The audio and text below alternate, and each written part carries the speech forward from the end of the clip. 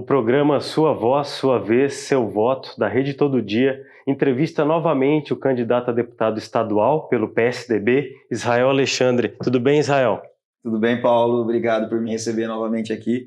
Obrigado a Todo Dia e a todos os telespectadores também pela oportunidade. Vamos falar hoje sobre desenvolvimento econômico e as ideias do candidato a respeito desse tema. Israel, quais são as suas propostas, claro que na realidade e na limitação do deputado estadual, para o desenvolvimento econômico da região?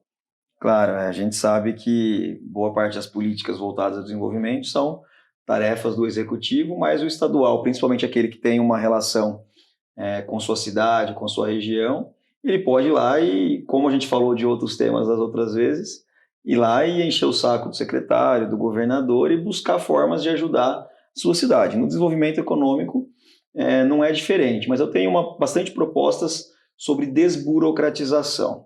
Eu acho que essa é uma das principais formas que a gente tem de ajudar o desenvolvimento econômico. Temos várias, mas uma delas é a desburocratização em várias áreas. O tempo de abertura de uma empresa, a questão tributária, ela é muito importante, não só sobre a carga, mas também sobre a forma que as empresas são obrigadas a recolher os seus tributos. É tudo muito complicado no Brasil. Então, a gente tem várias formas de ajudar a atração de empresas, o desenvolvimento econômico em geral, mas também para determinadas regiões. Mas uma delas é através da desburocratização, questão de licenciamento, tornar mais ágil, melhorar os processos, tanto das prefeituras quanto do governo estadual e das agências reguladoras, para tornar mais fácil o licenciamento das atividades, alvará de funcionamento. São várias coisas ligadas à atividade em si, à abertura de empresas e funcionamento das empresas, que a gente pode ajudar a destravar o desenvolvimento do Estado e de uma região específica pela desburocratização. É possível fazer uma revisão detalhada das leis vigentes lá na Assembleia? Sem dúvida. Você sabe, eu falei na outra entrevista, eu trabalhei no Detran, e lá o nosso trabalho era muito isso. Às vezes a gente precisava também recorrer ao Legislativo, à Assembleia Legislativa, porque a gente queria simplificar um procedimento, desburocratizar, eliminar etapas, digitalizar, e às vezes isso trava em alguma legislação específica. Às vezes a gente tem uma legislação antiga que fala que tal processo, tal licenciamento tem que ser feito dessa forma. E para a gente conseguir ajudar a destravar isso e melhorar e tornar mais simples a vida do cidadão e do empreendedor, a gente precisa muitas vezes rever também legislações antigas, facilitando isso. Quando a gente fala de regional também, é claro que sempre tem a questão dos incentivos para atrair empresa, tem a vocação de cada região, que é algo que pode ser ajudado também através de leis específicas, mas eu confio muito no poder de empreendedorismo do paulista e do brasileiro. Nosso estado tem essa vocação empreendedora. Eu acredito que falta não só um empurrão, mas falta também o estado sair um pouquinho da frente do empreendedor e deixar que ele consiga desenvolver sua atividade. Candidato, a região de Campinas, muito em decorrência das universidades, como a Unicamp, tem se tornado um polo de startups, né? Tem tido um boom de startups na região. De que maneira favorecer e olhar para esse setor? Eu ia chegar nesse ponto. Eu acredito muito que através da educação e do ensino técnico e superior, a gente consiga também formar uma mão de obra qualificada aqui na região. É uma das coisas que eu tenho defendido, a ampliação de vagas nos ensinos técnicos. E a gente sabe que tem uma nova gama de carreiras e de atividades surgindo vinculadas à tecnologia, que existe inclusive muita vaga não preenchida, vaga com bons salários, boa remuneração, que não são preenchidas por falta de mão de obra qualificada. Então, o exemplo que você citou é perfeito. Quando a gente tem o ensino qualificado dessas áreas, isso cria uma mão de obra e as empresas, entre outras coisas que elas procuram na hora de decidir onde se instalar, uma das mais importantes é onde existe mão de obra qualificada para aquela atividade específica. Acho que outros fatores, a gente está muito bem servido aqui na região, como, por exemplo, o transporte. A gente tem uma localização geográfica maravilhosa, privilegiada, temos boas estradas, a gente tem uma questão logística, favorece muito a nossa região. Se a gente cria também uma mão de obra qualificada, um banco de trabalhadores prontos para essas novas atividades ligadas à área de tecnologia, as empresas vão vir para cá também, como vem para Campinas, que está aqui pertinho também.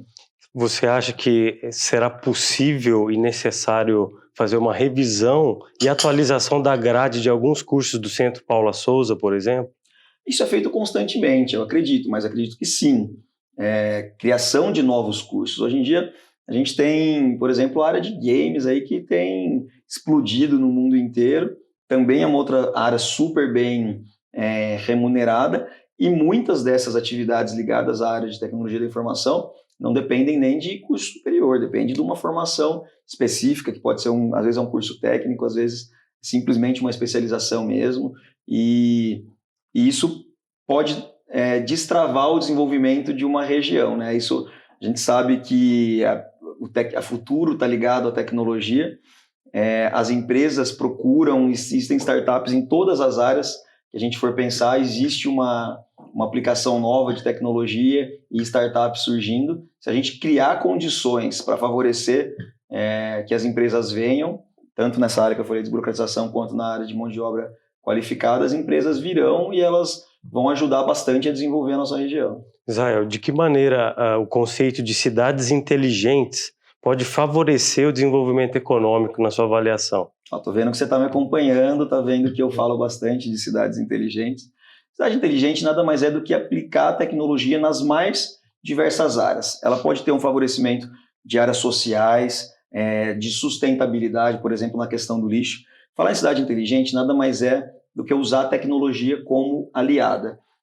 A gente coleta, hoje em dia, a gente tem possibilidade de coletar dados sobre as mais variadas atividades, tanto privadas quanto públicas. Então, quantos passageiros estão sendo transportados em cada uma das linhas, quanto está sendo produzido de lixo, de que tipo de lixo, o trânsito, tudo isso, quando você coleta os dados, você consegue liberar isso tanto para órgãos públicos mesmo, mas também para empresas privadas, para usar essas aplicações, usar essas informações e criar aplicações que ajudem o desenvolvimento da cidade.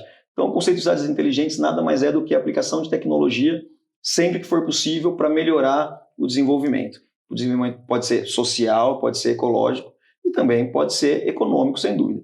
Quando a gente fala de cidade inteligente e a gente cria uma infraestrutura, um ambiente favorável aos negócios e à tecnologia, isso favorece o desenvolvimento também empresarial. As empresas virão, elas sabem que aqui elas têm no poder público um aliado.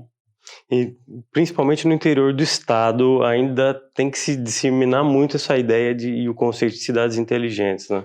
Sem dúvida. Primeiro, até porque as cidades maiores, elas têm desafios muito mais complexos. Então, quando eu falo, por exemplo, de transporte, de lixo, quando você vai para uma cidade como São Paulo, se toma uma proporção gigantesca e o interesse das empresas privadas, das startups, como você citou, de vir e ajudar a solucionar um problema junto ao poder público, através de informações coletadas e disponibilizadas pelo próprio poder público, é muito maior, é claro que sim.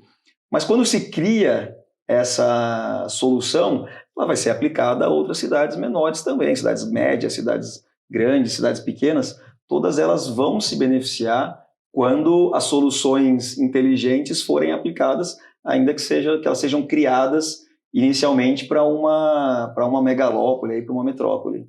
Candidato, se eleito deputado estadual, é possível legislar para reduzir impostos? Porque sabemos que alguns são de atribuição do próprio deputado, né?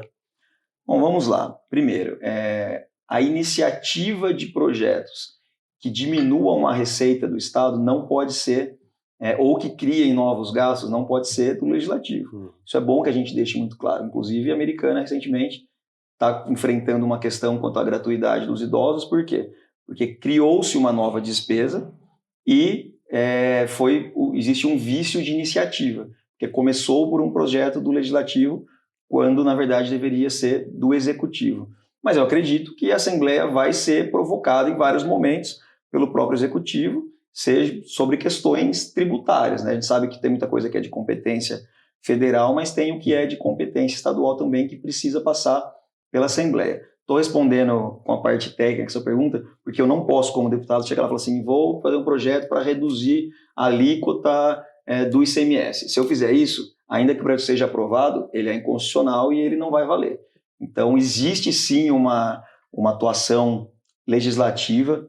Na questão tributária, eu acredito muito que não é só a questão da carga tributária que é muito pesada, mas é também a complicação que existe até para entender e saber o que tem que pagar ou não. Se eu estava vendo um dado de que o Brasil gasta o triplo da média dos países da América Latina, as empresas gastam o triplo da média dos países aqui mesmo da América Latina, de tempo para conseguir cuidar da parte tributária. O tempo que o empresário perde e o quanto ele gasta também com profissionais, com contadores, só não é nem pagando imposto, é para saber o que ele tem que pagar de imposto. Então, além da carga tributária, eu acredito muito na simplificação. Tenho falado muito de desburocratização, de simplificação, e na questão tributária isso tem uma aplicação urgente. Urgente é nós simplificarmos a legislação tributária no Brasil. Isso pode ajudar do ponto de vista da carga tributária também, mas isso ajuda a não ter dúvida sobre o que o empresário tem que pagar. Só isso já seria um ganho muito grande para o empresariado brasileiro. Candidato, até para não incorrer na inconstitucionalidade da matéria, falando propriamente disso do exercício do parlamentar, é importante que o deputado tenha portas abertas no governo do Estado para justamente alinhar, discutir a redação de um futuro projeto de lei que o governador vai enviar para poder atender o anseio da população e que não, futuramente não corra o risco de futuras ADINs derrubarem o projeto, né? Sem dúvida, e é uma das tarefas do deputado. O deputado ele pode, ele mesmo, propor uma projeto de lei, ele tem a iniciativa legislativa sobre diversas competências, mas é importante, porque muita matéria também é resolvida direto no executivo. É importante que ele tenha, independente até de partido. É claro que quando ele é alinhado ao governador é mais fácil, mas qualquer deputado tem o direito, tem a obrigação de acompanhar, fiscalizar o trabalho do executivo e dialogar. Eu quero fazer isso em favor da minha região, quero fazer isso para ajudar as cidades da região também, não só nas matérias legislativas, mas também na busca por investimentos, por programas do governo do estado também. Candidato, com relação às instituições de fomento ao empreendedor, como o Banco do Povo e a Desenvolve São Paulo, de que forma potencializar essas instituições? Elas são essenciais. Primeiro, elas já realizam um trabalho muito bom de fomento ao empresariado, tanto ao microempresário, às MEIs, quanto às grandes empresas que geram empregos, que ajudam a desenvolver determinadas regiões. Acho que uma das coisas que faltam é informação, transparência para o público sobre como acessar. Muitas vezes você parece não, preciso conhecer alguém que conheça alguém para conseguir alguma coisa. E não é para ser assim. É para estar lá informações claras de cada programa que essas agências têm e de como o empresário pode acessá-lo. Os programas já existem, são bons programas. Então, acho que, se eu puder dizer duas coisas importantes, garantir a continuidade, garantir que existam recursos para que esses programas de fomento continuem e, principalmente, deixar muito claro e muito fácil o acesso dos empresários a esses programas, sem ter que contar com intermediários ou com alguém que conheça o caminho das pedras, porque às vezes pode parecer complicado, a documentação. Eu acredito muito nisso, por isso eu vou repetir. Desburocratização, simplificação, vale inclusive para isso. Se o cara consegue entrar lá no site e falar, pô, tenho direito a esse crédito, só preciso fazer isso, já é uma grande ajuda para o empresariado também. E quais outros mecanismos você avalia que o Estado pode destravar para poder trazer mais empresas aí para os próximos 4, 8 anos? Eu acho que as principais questões são essas tributárias, desburocratização, mas eu acredito muito também no planejamento regional, urbano das cidades. Até por isso que eu estou defendendo a criação de um código estadual de urbanismo, que ele tem muitas aplicações. Ele tem aplicações em áreas sociais, de habitação, de ocupação do solo, sustentabilidade, áreas de risco, mas ele também tem um viés de desenvolvimento industrial. Então ele pode ajudar cada região a desenvolver o seu potencial, desenvolver a sua vocação.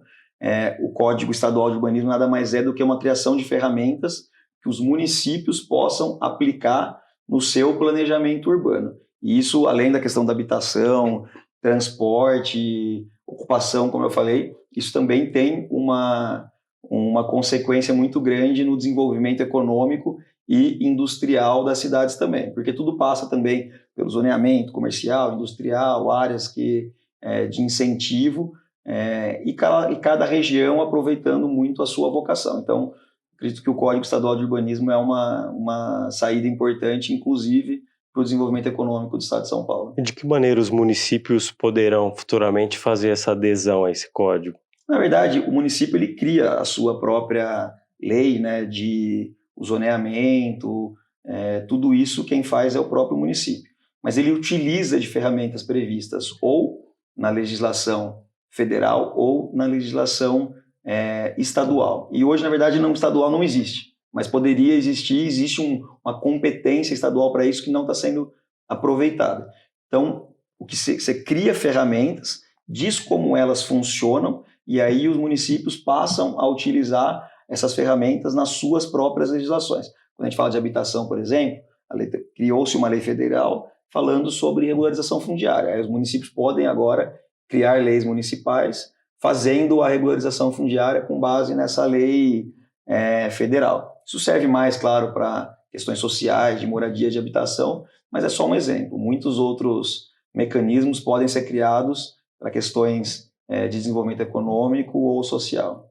Candidato, o tema agora é livre. Qual outra proposta você julga relevante mencionar? Bom, eu acredito que essa do Código Estadual de Urbanismo é muito importante, mas eu vou voltar para o início. Eu falo muito de soluções digitais também.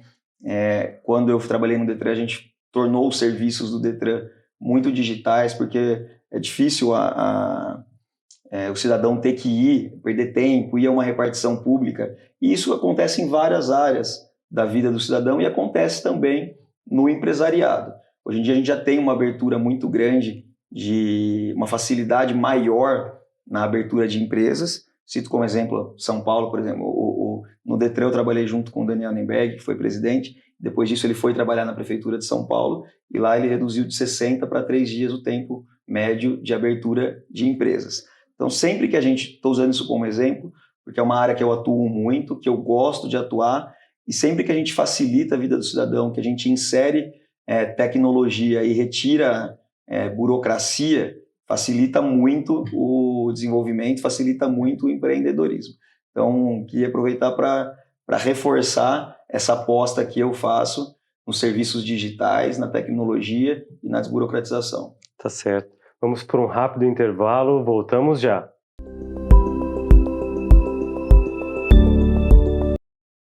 Voltamos a falar com o candidato a deputado estadual pelo PSDB, Israel Alexandre. O tema agora é segurança pública. Israel, quais são as suas ideias para melhorar a segurança pública paulista? Bom, a segurança pública é um tema muito complexo. Não adianta vender solução fácil. A gente sabe que é um problema que tem que ser atacado de diversas formas. Tem muitas questões que têm impacto na segurança pública, desde questões sociais, de emprego. A gente sabe, no claro que no educativo, a gente sabe que isso gera uma repercussão na área de segurança pública, até policiamento e valorização dos profissionais, por exemplo, mas também outras aplicações. Eu cito como exemplo, acho que eu cheguei a falar disso em um outro programa também, que como diretor do Detran que eu fui, a gente criou a lei do desmanche que reduziu em mais de 50% o roubo de veículos. E não foi só com mais polícia na rua com fiscalização. A polícia foi importante, inclusive participava das ações de fiscalização que o Detran coordenava, mas o principal ponto ali foi um ponto de inteligência, foi de dificultar que as vendas de peças de veículos roubados pudessem ser feitas aí num estabelecimento comercial com uma aparência legal. O cara tinha um estabelecimento ali, quem ia até lá achava que estava comprando num estabelecimento legal, mas muitas vezes a peça podia ter uma origem ilícita. O trabalho que a gente fez foi de dificultar essa venda de peças roubadas num estabelecimento comercial, e isso teve uma repercussão direta nos crimes de furto e roubo de veículos no estado de São Paulo. Hoje em dia a gente sofre muito com a questão do celular. Hoje em dia eles roubam para poder pegar o seu celular, acessar o seu banco e tirar dinheiro da sua conta bancária, além de poder provender o próprio celular ou utilizar peças. Se a gente dificulta o proveito econômico desse tipo de crime, a gente consegue também reduzir o interesse do bandido nele. Então, eu acho que envolve esse crime específico de sequestro relâmpago ou de roubo de celular para essa finalidade. Se as instituições, como já tem feito, se as instituições financeiras se juntarem, as operadoras, os governos, e dificultarem o proveito econômico que se tira desses crimes, o interesse é menor. É claro, quando a gente fala de segurança pública, não tem como não pensar nas carreiras policiais, na polícia militar, na polícia civil, nas guardas municipais, que eu acho muito importantes também para a segurança dos municípios, mas a gente tem que saber que é um problema multidisciplinar que envolve diversos fatores, que não é só mais polícia na rua, que é um discurso fácil e tal, também é mais polícia na rua, mas não é só isso. Qual a sua ideia de valorização da polícia militar e polícia civil? Bom, a ideia de valorização ela é clara e ela é senso comum. A gente sabe que a polícia paulista é mal remunerada, até tem tido aumentos, mas que não compensam o tempo todo que ficou sem aumento lá atrás, e isso é muito ruim, né? A corporação fica descontente, pode gerar um sucateamento. Então, acho que é dever de qualquer agente público, e também não tem solução mágica, né? A gente sabe que isso depende de mais investimento do Estado, de mais recursos direcionados para as carreiras policiais, para que possa ser feita a valorização do policial.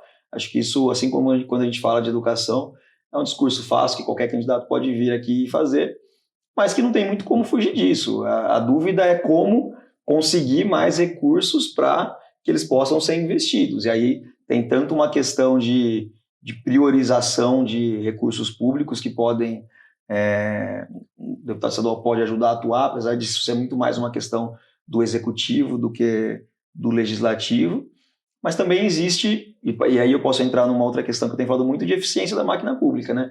Sempre que a máquina pública gasta menos com coisas que não interessam ou com o próprio custeio da máquina pública, a gente libera o recurso para ser investido nas áreas que realmente interessam, que segurança pública, sem dúvida, é uma delas. É por isso que eu falei, não me lembro se falei isso na entrevista ou não, que eu me orgulho de ter sido, nessa gestão do governo estadual, o último chefe de gabinete da imprensa oficial do Estado. Por quê? A gente identificou ali que poderia o serviço que essa empresa realizava ser assumido por uma outra empresa pública. Com isso, essa empresa deixou de existir, o cargo que eu mesmo ocupei deixou de existir e o Estado economizou mais de meio bilhão de reais todo ano, que pode ser aplicado em outras áreas. Então, vou trabalhar muito para que a gente tenha uma máquina pública eficiente, que a gente corte gastos desnecessários, desperdícios, para que o dinheiro chegue na ponta onde ele tem que ser aplicado, onde de fato ele melhora a vida da população. O déficit de policiais civis aqui na região metropolitana de Campinas chega a cerca de 1.000 profissionais. De que forma atuar para fortalecer o efetivo da polícia? Cobrança. De novo, a gente está falando de uma questão que ela é totalmente decidida pelo Executivo, mas o deputado tem o papel de fiscalização, o papel de cobrança, de estar lá junto, bater na porta, de estar na tribuna falando, apontando a necessidade, chamando a atenção do governador, do secretário, para esse problema. Isso, sem dúvida, é um dos problemas, e eu acompanho isso bastante também. Já é um problema de décadas que a gente não consegue colocar isso em dia. Também sou muito a favor da utilização de tecnologia, porque a gente sabe que muitos policiais, às vezes, estão em serviços burocráticos, que quando a gente cria serviços online, no próprio caso que eu falei do Detran, deixou de ser feito pela Polícia Civil, passou a ser feito pela gestão pública, a gente libera policiais civis, que foi especificamente sua pergunta, de funções burocráticas e libera eles para a atividade fim, que é a atividade de polícia investigativa, essa atividade da Polícia Civil. Acho que essa é uma forma de amenizar um pouco esse déficit, mas a forma principal, sem dúvida, é contratar, e o que o deputado estadual pode fazer é cobrar, estar lá pressionando para que isso ocorra. E de que maneira o Estado ser mais incisivo e efetivo no combate à violência contra a mulher? Eu acredito que nós temos hoje em dia legislações que conseguem cumprir esse papel. Em termos de legislação, nós avançamos muito. Nós temos a lei do feminicídio, nós temos a lei Maria da Penha, existe já um arcabouço legal de proteção à mulher, só que quando a gente vai para a prática, quando a gente vai para o atendimento das vítimas de violência, ainda falta muito.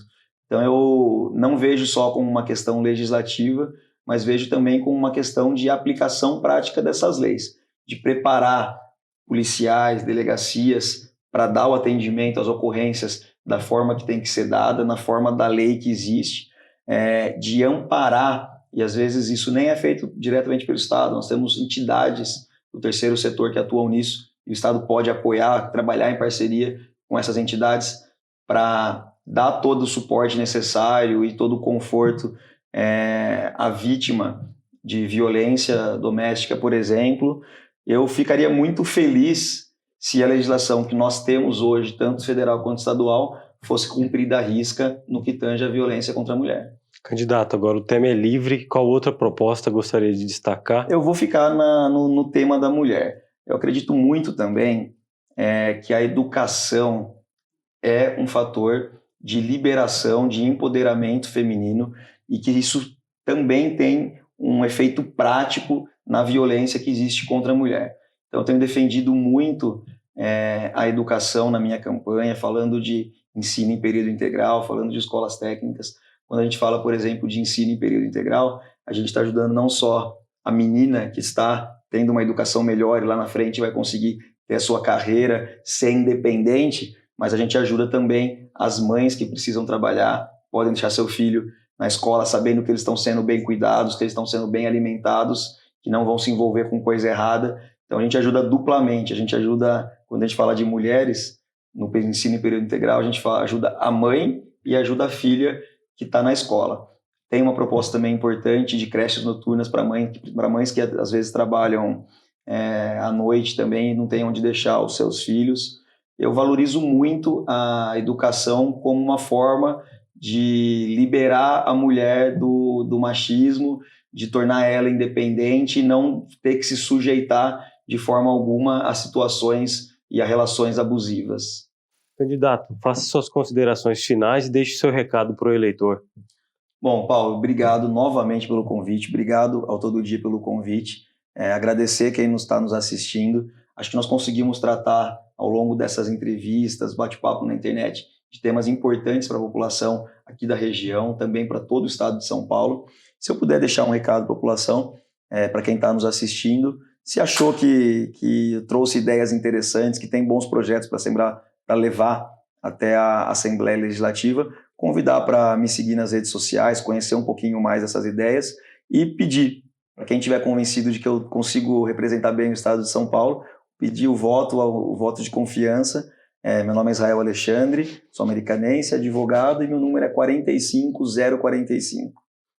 Ouvimos hoje as propostas do candidato a deputado estadual pelo PSDB, Israel Alexandre. Muito obrigado pela presença, pela participação. É o Todo Dia nas eleições 2022.